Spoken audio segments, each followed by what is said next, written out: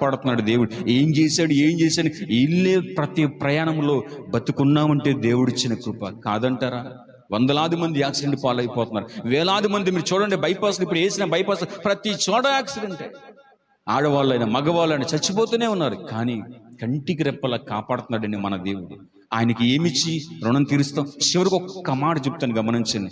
ఎవరైనా మనకు పట్టిడి అన్నం పెట్టారండి, విపరీతమైన ఆకలి ఇస్తుంది నాకు, అయ్యా అన్నం పెట్టండి, రామ్మ అన్నం పెడతా, రాయి అన్నం పెడతాండి. అన్నం పెట్టిన తర్వాత చచ్చిపోయేంతవరకు ఆ వ్యక్తిని మర్చిపోతావా, గుర్తుపెట్టుకుంటావా? ఖచ్చితంగా మనం మర్చిపోతాం,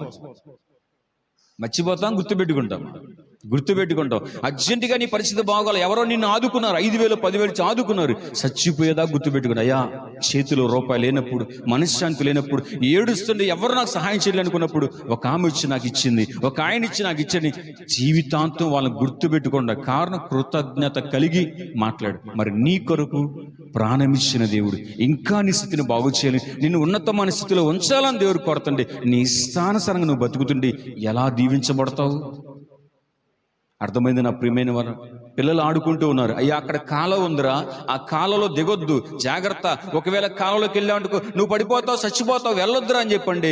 మంచి పిల్లలు అయితే ఏం చేస్తారు, మా నాన్న అక్కడికి వెళ్ళొద్దు అన్నాడు కాబట్టి అది కాలువ లోతుగా ఉందంట, దాంట్లో మునిగిపోతా ఉంటా, పడిపోతే చచ్చిపోతా ఉంటా అని చెప్పని భయపడి వాళ్ళ నాన్న మాట విని కొంతమంది పిల్లలు ఆగిపోతారు. కొంతమంది మూర్ఖులు అంటే కాలువ లేదు, ఏం లేదు, పదండ్రా అని చెప్పి అంటారు, అక్కడే మునిగి చచ్చిపోతారు. చాలా మంది సముద్రంలో చచ్చిపోవట్లా, ఫ్రెండ్స్ ముందు కొట్టి వెళ్ళిపోవడం, ఎక్కడెక్కడో హైదరాబాద్, సికింద్రాబాద్, చెన్నై అనేక మంది కొత్తం సరదాగా మునిగి చచ్చిపోతారు సముద్రంలో. కారణం ఏంటి? సరదాగా తాగేసి.